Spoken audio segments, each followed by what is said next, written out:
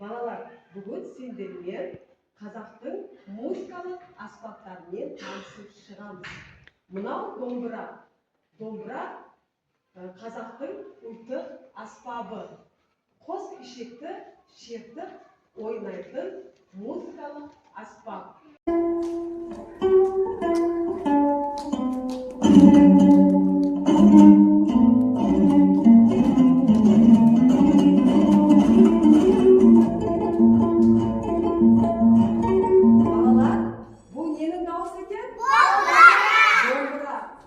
Балалар, демек, біз QR-код арқылы домбыраның дауысын ести алады екенбіз, иә?